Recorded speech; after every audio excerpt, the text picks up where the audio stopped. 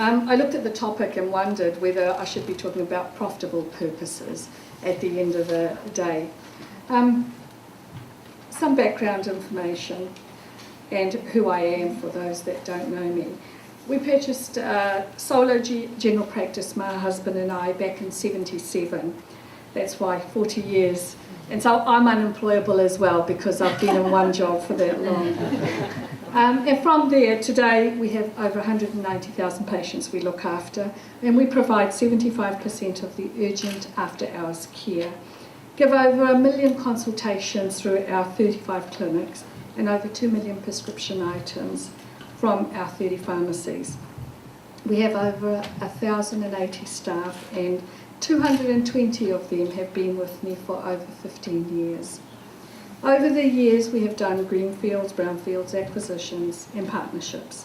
Our brands all work independently. Each one in the room probably would know one of those clinics that they've been to, mostly White Cross, because kids get sick after hours and have accidents in the weekends. We're the only organisation that's on one platform, and so you can see a doctor at one of our Takanini surgeries and then go to Glenfield, White Cross, and your data will follow you. Different service. But what is important is your notes are available. In the environment we live in, when you get home and your child is sick or weekend accidents, your normal GP will not be available. So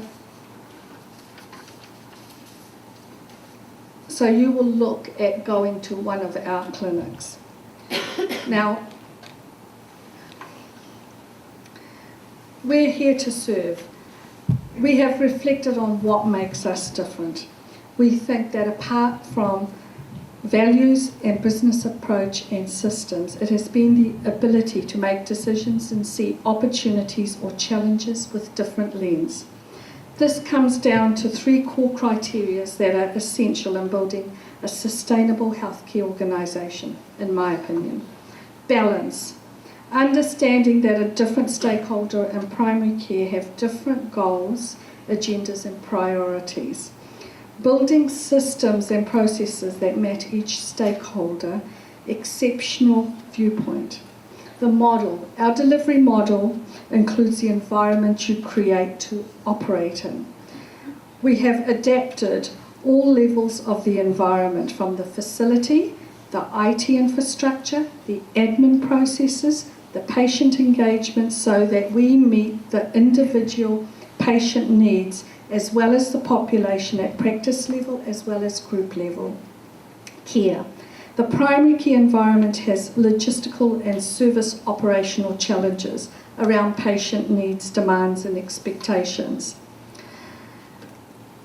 I agree with you about IT. We're so far behind. We introduced computers in 1984 because we realised that patient records are very, very important. And from that, we built a culture of learning excellence. We align to the future recruitment and workforce need.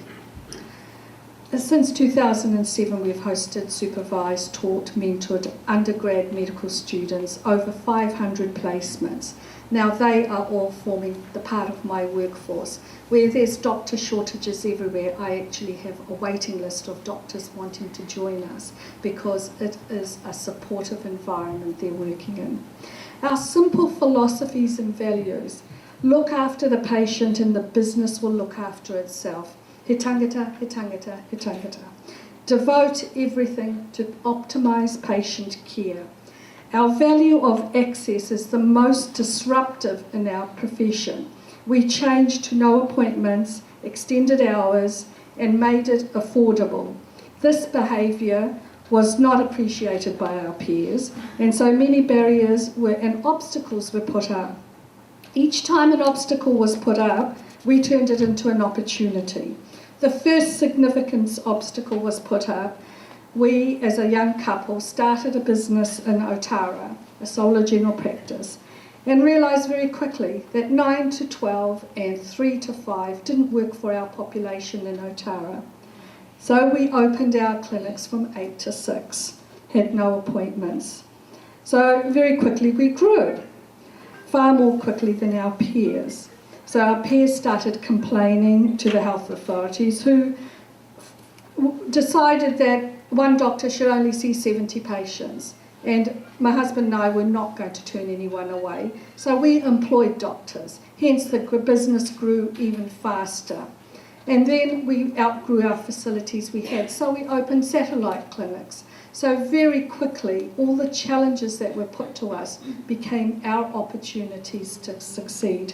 Having the patient as your focus has made our business sustainable.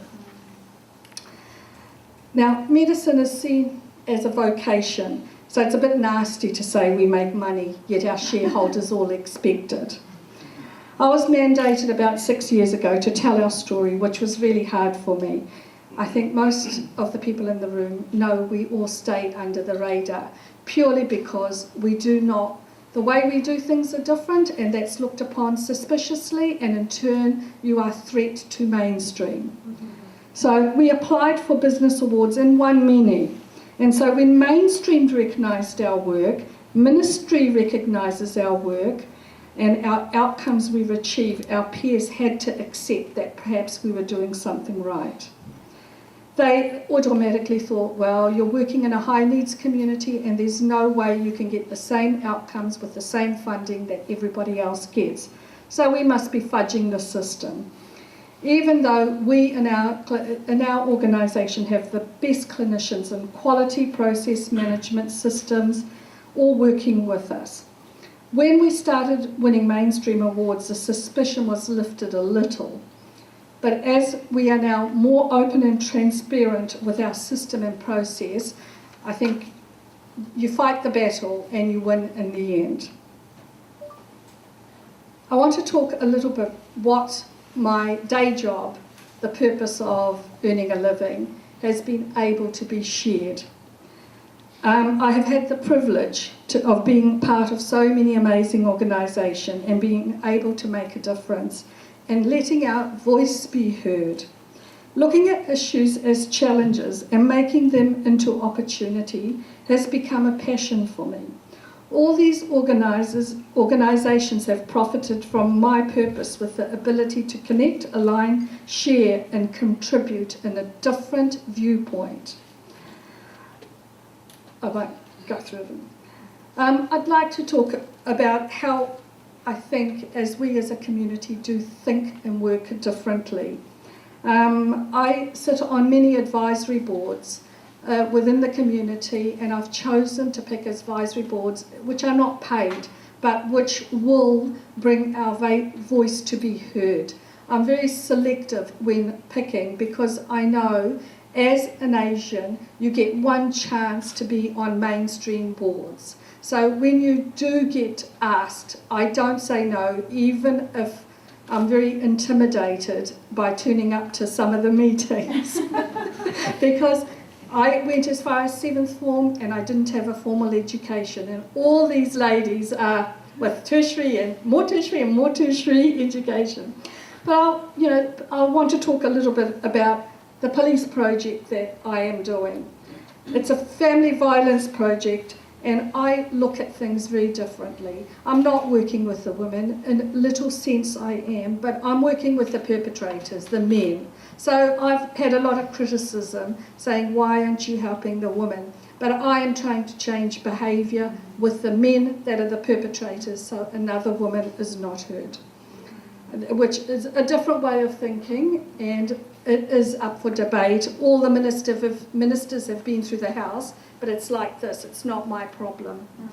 So profit with purpose. Leaders talk sustainability in business. Business 101. Look after the patient and the business will look after itself. And don't do what you've always done because you will get the same results.